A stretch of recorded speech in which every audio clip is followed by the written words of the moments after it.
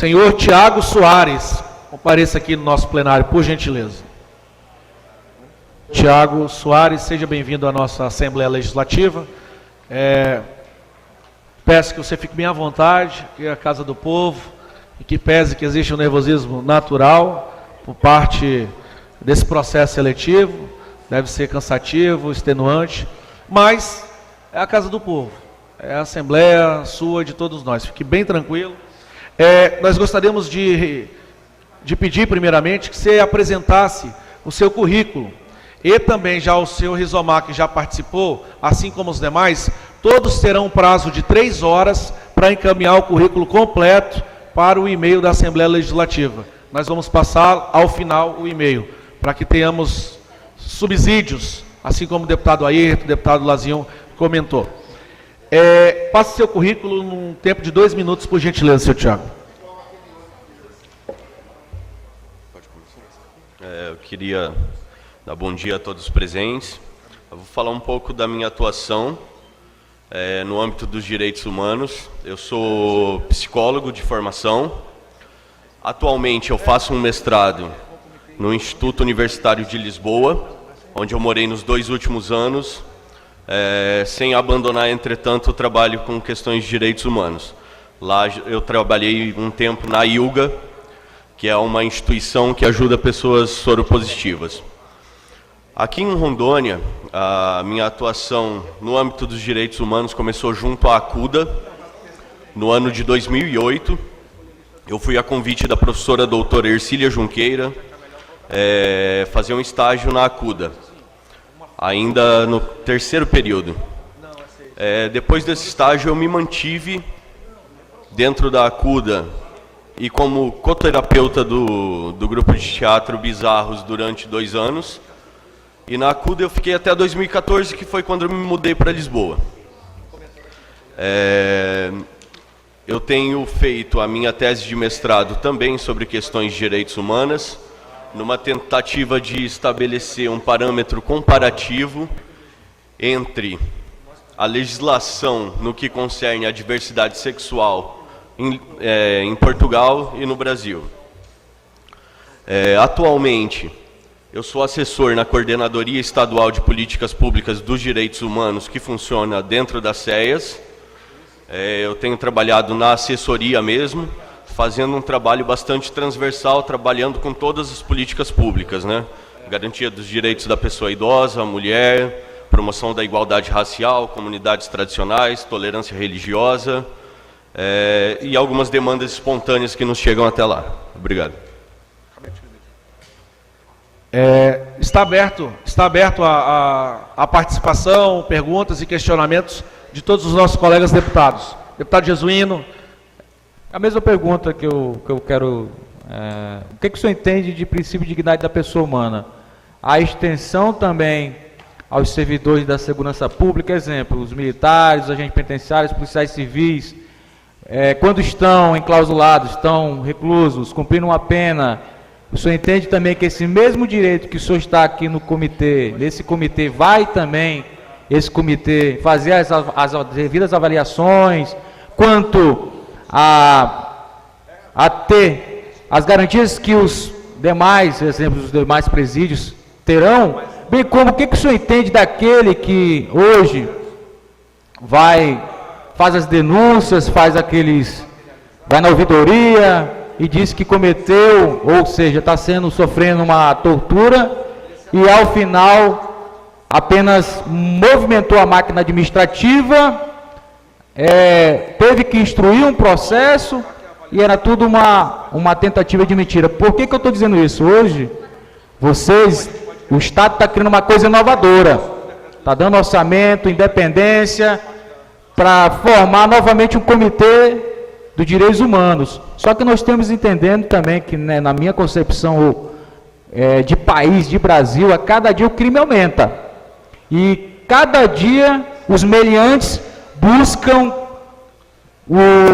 estudar o direito, estudar as falhas do direito, ao ponto que em Rondônia nós temos uma guarnição, exemplo, que fora condenado por tortura psicológica. Então eu tenho essa preocupação também e eu quero entender que o governo faça realmente o mecanismo, faça realmente esse é um mecanismo mesmo que vai ter uma independência e vai atuar de forma autônoma e sem realmente, com imparcialidade. Então, essa questão que eu queria que o senhor manifestasse. E a pergunta? Aí já. A pergunta, responda, por favor, senhor Thiago. Eu acho que os princípios dos direitos humanos, eles são universais, né? A gente não consegue separá-los na forma de eles, nós. Essa dicotomia entre os direitos humanos, nesse sentido muito especificamente, né? Para o agente e para o apenado, eu acho que as adequações do sistema de segurança pública ressalvando que o mecanismo não atua só no sistema de segurança, né, mas inclusive, por exemplo, numa casa do ancião da vida, né, que não tem nada a ver com a questão da prisionização. Mas as adequações no sistema de segurança pública, eu penso que elas são benéficas não só para o apenado, mas também para o agente, que, diga-se de passagem, eu tenho trabalhado bastante junto à SESDEC na elaboração do novo Plano Estadual de Segurança Pública. E entendo a queixa do agente como uma das condições sine qua non para a melhoria do sistema de segurança pública em si. Eu acho que todos saem beneficiados do sistema de garantia de direitos nesse sentido. Não só adequações arquitetônicas, mas adequações de humanização, no sentido de potencializar e capacitar o potencial humano dessas pessoas. Sobre a mobilização da máquina administrativa para o aferimento de denúncias que não correspondem com a verdade, eu acho que, assim, a gente tem como reduzir essas questões, não que acho que seja a atribuição do mecanismo em si. Acho que a atribuição vai ser sempre da polícia investigativa e afins.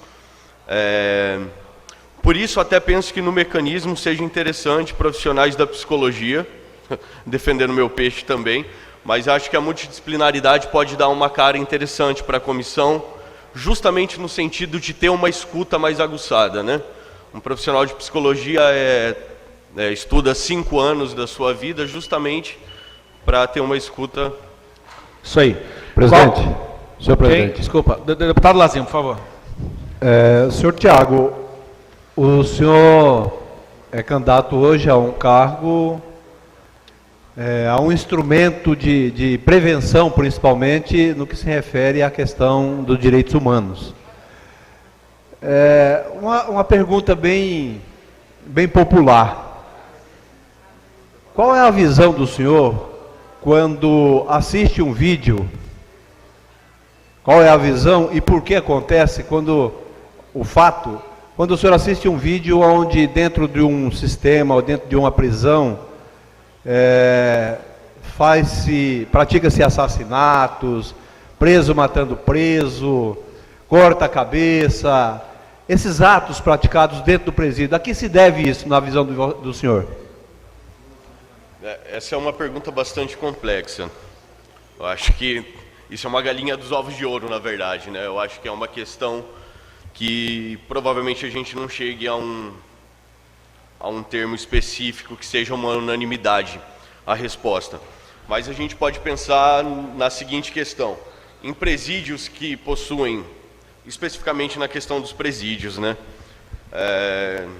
Presídios que possuem maiores condições, tanto arquitetônicas, quanto capital humano, quanto oficinas de ressocialização e corpo técnico qualificado, a incidência de violência é tanto menor. Até mesmo em produções científicas tem sido usado o efeito panela de pressão, né, para designar a situação dos presídios. O fato é que algumas condições, elas propiciam também isso, né? Eu acho que a violência a violência dos dois lados, quando acontece tanto com a pessoa em privação de liberdade quanto com a gente, se dá também pelas condições, né? As condições de trabalho para um agente não são fáceis. E as condições de vida dentro da prisão também não são fáceis. Eu acho que a história do Brasil e o panorama hoje do sistema penitenciário brasileiro mostra que a negligência com essas pessoas não faz bem. não faz bem ao entorno inteiro, né? Nós somos um dos países campeões aí no índice de reincidência criminal, enquanto prisões europeias, por exemplo, possuem reincidência baixíssima, entretanto possuem uma estrutura e um corpo técnico muito diferente do que a gente tem hoje instituído no Brasil, né? Eu acho que é mais ou menos por aí. Deputado Anderson, do SINGEPERON. A minha pergunta é no seguinte sentido: eu também sou agente penitenciário de carreira há quase 13 anos, fui diretor do Sul Branco, fui diretor no Empiero, fui diretor em alguns presídios do interior também. Como que o senhor vê esse sentimento social de que as comissões hoje existentes de combate e prevenção à tortura, direitos humanos, o sentimento social que essas comissões só servem para proteger o bandido? Como que o senhor pensa em trabalhar e desmistificar isso?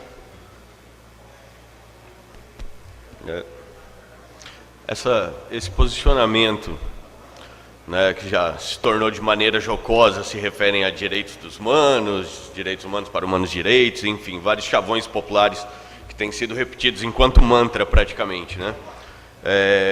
Eu penso que a gente, primeiro, me preocupa bastante. Me preocupa bastante porque quando a gente separa a sociedade em castas, né? A gente separa a sociedade num sistema em que alguns merecem menos direitos que outros, a gente retrocede à lei de Talião, ao Código de Hammurabi, a uma política de olho por olho, dente por dente, que existe, inclusive, no Oriente Médio e não funciona. Não funciona também. Me preocupa um pouco. Direitos humanos trabalham com a noção da universalidade, né? Eu acho que a principal ferramenta de direitos humanos é justamente a premissa de universalidade. A pena é a privação de liberdade.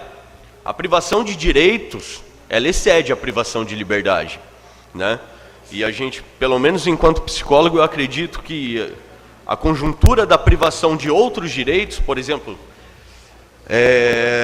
o direito à visita, enfim, N questões que eu sei que tem muitas questões por parte da população dos agentes,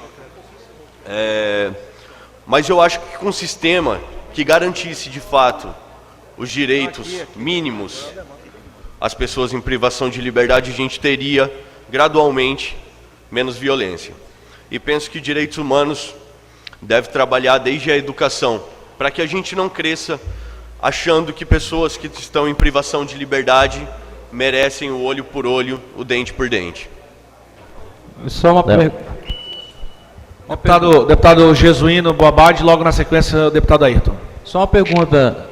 O senhor, por ser uma lei do Estado, por ter orçamento do Estado, você se sente muito bem à vontade em estar no comitê, ou o senhor entende que não haverá uma intervenção pelo Estado, exemplo, do governador, ou de algum exemplo de outros secretários, que possa falar, olha, não apure, porque isso aqui, o senhor acha, na sua concepção, que pode haver, e qual vai ser a sua posição se houver uma intervenção dessa magnitude?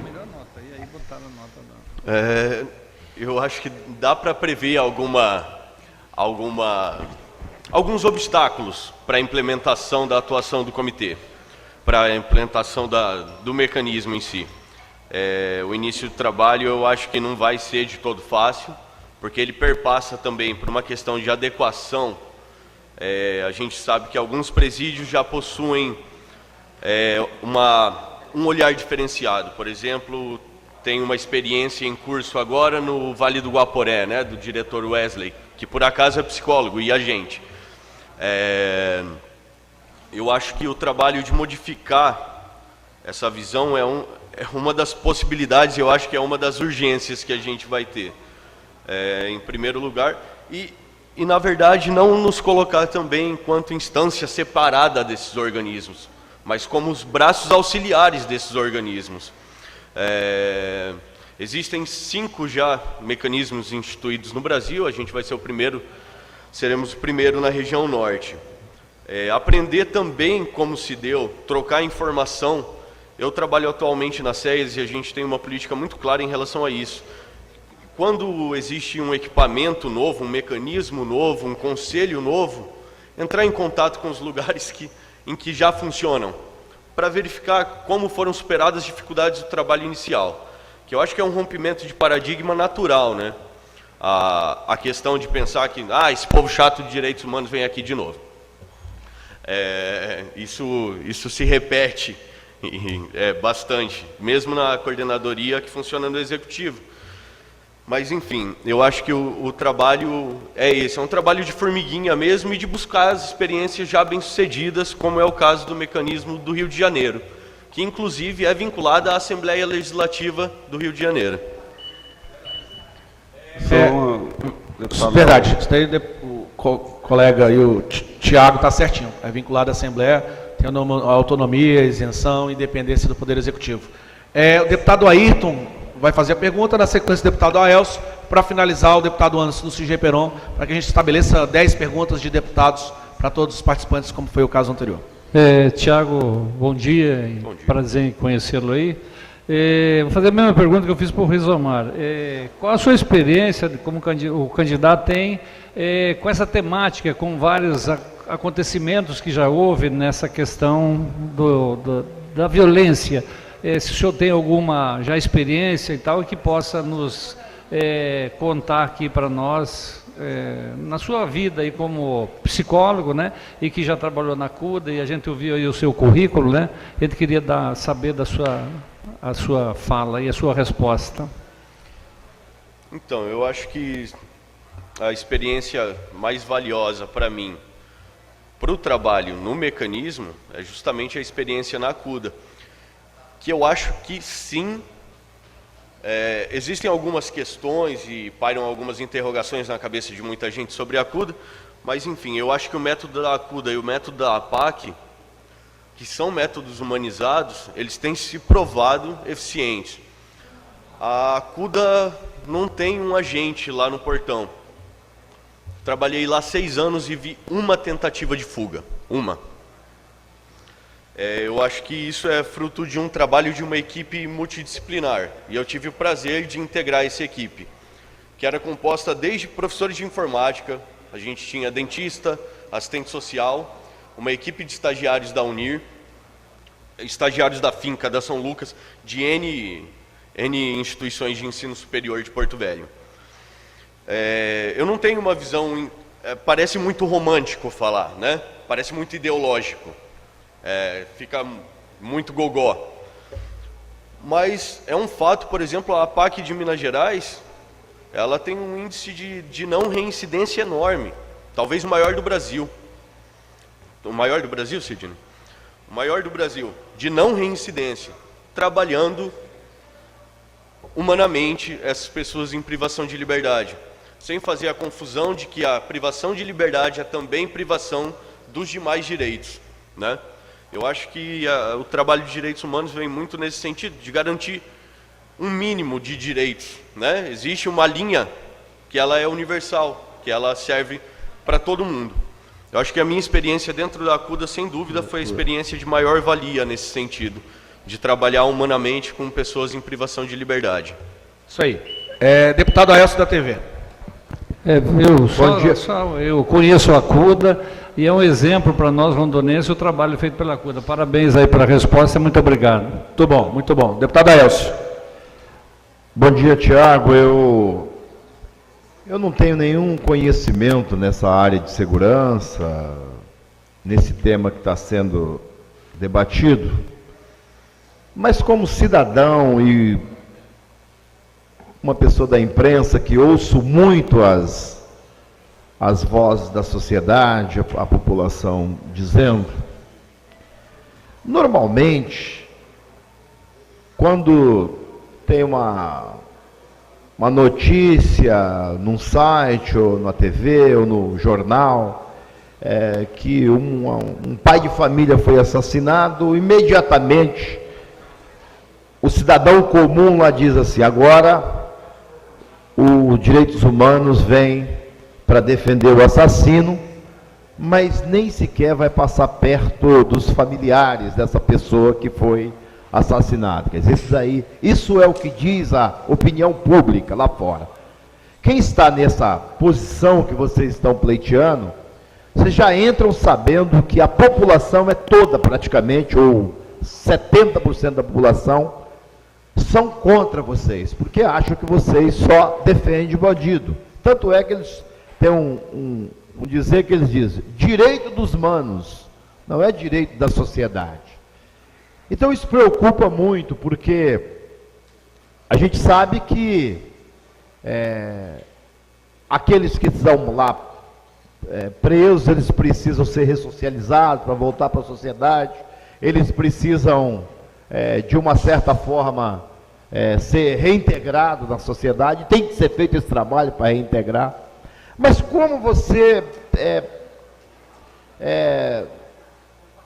pretende entrar num serviço ou num trabalho ou uma ação em que você já sabe que a maioria da população é contrária ao seu serviço? E a pergunta, deputado? Tá.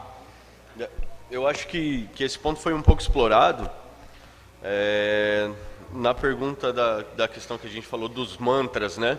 A opinião pública tem se manifestado contrária à política de direitos humanos, isso é um fato. Isso é um fato. Isso me preocupa bastante também. Isso me preocupa bastante. Me preocupa porque, eu vou repetir uma coisa que eu já havia dito, mas esse pensamento das castas, de transformar as pessoas em privação de liberdade de novo, em monstros sem rumo e que vão voltar e vão fazer a mesma coisa, isso é o que tem sido feito. Mas quando a gente tenta mudar as coisas, algumas coisas novas acontecem. Volto a repetir, a APAC e a ACUDA trabalham de maneira diferente e conseguem não reincidência. Existem experiências de sucesso. A opinião pública, por mais que tenha apelo, eu acho que enquanto essa candidatura ela foi voluntária, né? Eu comecei a minha experiência com pessoas em privação de liberdade com 19 anos, hoje eu tenho 28, não é muito, mas já é alguma coisa. Eu realmente continuei o meu trabalho independente das críticas. Críticas que vêm às vezes dentro de casa, inclusive. A opinião pública forma a nossa família também, né? Eu tenho também na minha família pessoas que se manifestam contrariamente à minha atuação. Mas eu não deixo isso de forma nenhuma abalar a minha prática. Sobre a questão de que às vezes algumas pessoas falam, mas direitos humanos vai fazer a visita para o bandido e não faz para a vítima. A família da vítima tem uma série de garantias legais que talvez a família do apenado e o próprio apenado não tenham. Inclusive já às vezes dentro do camburão em caminho a uma delegacia. Os mecanismos de direitos humanos vão privilegiar a atuação para quem não tem a garantia de direito mínimo. Isso aí. Mas só a pergunta do deputado Anderson e o deputado Jesuíno finaliza a sabatina do Tiago. Como que o senhor vê e como o senhor pensa em combater também a tortura contra os profissionais da área, que muitas vezes são torturados até psicologicamente por criminosos? E como que o senhor pensa em trabalhar isso, né? O senhor vai fazer parte de uma comissão tão importante de combate e prevenção, e também a questão educacional do servidor que atua nessa área da segurança, do sistema prisional em relação à tortura. Então, só para ser bem claro, como é que o senhor pensa também pelo outro lado? Nós sabemos as garantias, os direitos que a pessoa reclusa tem, mas e a questão do profissional que está ali desenvolvendo um trabalho, representando o Estado e tentando ressocializar aquela pessoa que praticou um ato contra a sociedade e tem que o devolver melhor do que entrou. Então, como é que o senhor pensa em trabalhar isso? Como que o senhor pensa em desenvolver seu trabalho também em relação ao servidor?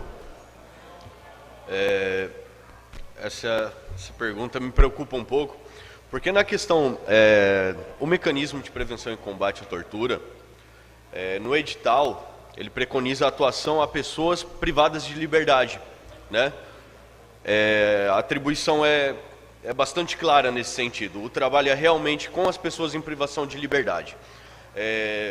Não que a gente não vai ignorar a questão dos agentes, mas eu acho que o mecanismo pode atuar como interlocutor também, porque enquanto nas visitas e nos relatórios, eu acho que há recomendações para os dois lados. Eu acho que pode haver uma atuação enquanto intermediadora de algumas ações em prol também dos trabalhadores, porque quando os trabalhadores são trabalhados, a pessoa em privação de liberdade também sai beneficiada, mas com os atores responsáveis do CISPEM, né? Aí entra uma série de, até mesmo sindicatos, SESDEC, SEJUS, enfim, que são os órgãos do executivo que de alguma maneira são responsáveis pela atuação do agente, né? Eu acho que o mecanismo pode, no máximo, fazer uma atuação de ser interlocutor desse processo e de fornecer algum subsídio teórico, por exemplo, das condições de trabalho. Porque o mecanismo ele também tem a prerrogativa dessa quase perícia arquitetônica da questão. E algumas vezes a gente sabe que algumas instituições de privação de liberdade não possuem banheiros para os agentes, né? Algumas muralhas estão totalmente fora de qualquer padrão que já tenha existido, mas enfim, eu acho que o ganho vem sempre para os dois lados, porque trabalhar o agente também é uma forma de trabalhar em prol da população em privação. Isso aí, Thiago, a última pergunta derradeira do deputado Jesuíno Babai. Infelizmente eu tinha que perguntar para o primeiro, mas vou perguntar para vocês e para os demais. Nós temos uma comissão de direitos humanos da OAB, nós temos uma comissão de direitos humanos da Assembleia Legislativa, nós temos o Ministério Público Estadual, nós temos o Ministério Público Federal, nós temos demais a pastoral. O que o senhor entende com esse comitê que o governo está propondo, difere dos demais? O que vai trazer de inovador para a sociedade, bem como para o Estado? O que o senhor pode me responder agora, sem achismo? Vamos perguntar de forma realmente, o senhor estudou o edital, o senhor estudou a lei, o que realmente pode ter de diferença desses demais órgãos para esse mecanismo ora criado pelo governo? A Comissão de Direitos Humanos da OAB ela é formada unicamente por advogados. Eu sou psicólogo. Eu acho que essa é uma diferença essencial, a multidisciplinaridade. A comissão da OAB ela engloba apenas quem pertence à ordem. As pastorais trabalham dentro de uma premissa cristã. A atuação é de assistência religiosa. O trabalho do mecanismo não passa nem perto disso. E eu acho que o que destacaria de maior diferença é a não vinculação a nenhuma dessas instituições. Ela é extremamente autônoma nos seus pareceres, na sua construção teórica dos documentos, dos relatórios circunstanciados. Ela é multidisciplinar e ela não possui vinculação com nenhum desses órgãos. Ela pode servir de interlocutora entre esses atores e também, vez ou outra, para aferir a atuação desses atores, em conjunto com eles. Eu acho que a maior diferença, primeiro que algumas dessas instâncias, elas são atores do CISPEM. O CISPEM ele não atua dentro, por exemplo, da Casa do Ancião. Eu falo muito da Casa do Ancião porque eu trabalho nas CEAs.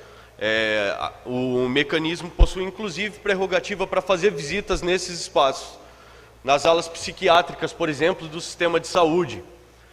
Eu acho que o trabalho é mais abrangente, mas ao mesmo tempo mais específico, porque ela possui uma população-alvo muito específica, que são pessoas privadas de liberdade, e ela não está circunscrita dentro do CISPEM, ou da saúde, ou da assistência, mas em todos esses espaços. Isso aí, nós agradecemos a presença, a participação e parabenizamos o senhor Thiago Soares,